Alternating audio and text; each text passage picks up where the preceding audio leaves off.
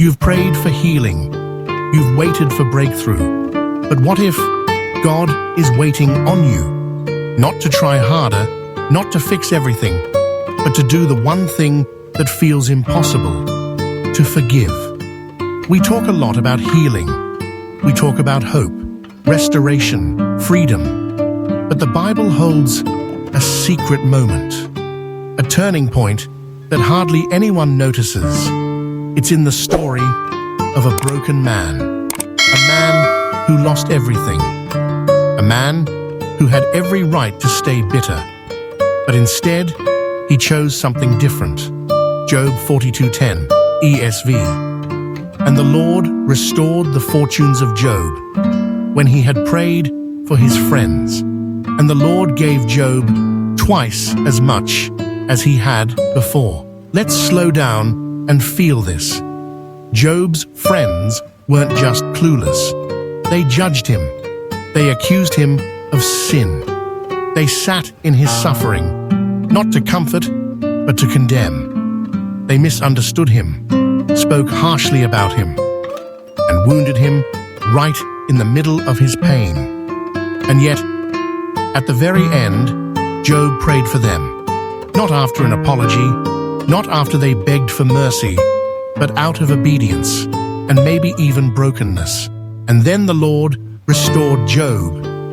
Not before, not when Job had proven his faith or survived the trial. Not even when God rebuked the friends. The shift happened when Job forgave through prayer. Forgiveness was the key that unlocked restoration. Not for them, for him. Let's be honest. Forgiveness is one of the hardest things God ever asks of us. It's not about forgetting. It's not about pretending it didn't hurt. And no, it's not about letting people off the hook who never even said sorry. Forgiveness is not for their sake. It's for yours. It's for your healing. It's for your soul. You've been carrying that hurt for a long time. Maybe it was something said behind your back. Maybe it was abandonment, betrayal, silence when you needed love most. They don't know what it did to you. Maybe they never will. But you do. And deep down, you know it's still there. You've tried to move on. You've tried to forget. You've told yourself it doesn't matter anymore. But part of your heart still clenches when their name comes up. And part of your soul still hasn't healed. Here's what this verse tells us. Sometimes healing doesn't come until forgiveness is released. Not because forgiveness fixes them, but because it frees you. You're not excusing what happened. You're not pretending they were right. You're just deciding, by God's grace, to no longer be bound by what they did. Let's be clear. Forgiveness isn't saying, it's fine. It's saying, I'm not going to carry this anymore. You're not letting anyone off the hook. You're letting God hold the hook, because He's the only one strong enough to carry justice without destroying grace. When you forgive, you're not pretending they were right. You're simply deciding that their wrong won't control your life anymore. You're stepping out of the courtroom and letting heaven take over the case. And in doing so, you're not giving up. You're rising above. When Job prayed for his friends, he wasn't just obeying God.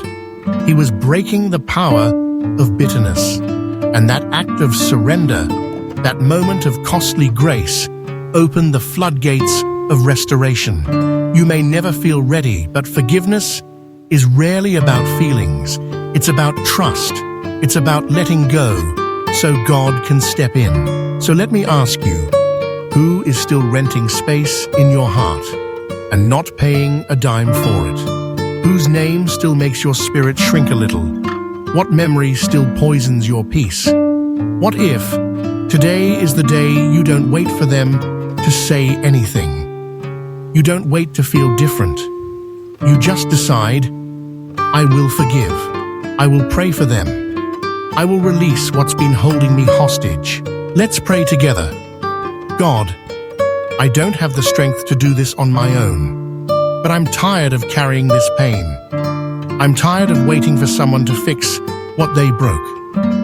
So right now, I choose to forgive. I may not feel it yet, but I choose to speak grace instead of resentment. Just like Job, I pray for those who hurt me. I release them into your hands, not because they deserve it, but because you deserve my heart to be whole.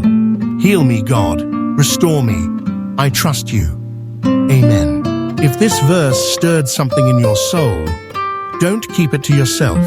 Share it with someone who's still hurting. And if you haven't yet, hit subscribe. Because every week at One Verse Only, we open the Bible not to teach theology, but to speak directly to the wounded places in your life. One verse, one moment, one soul at a time.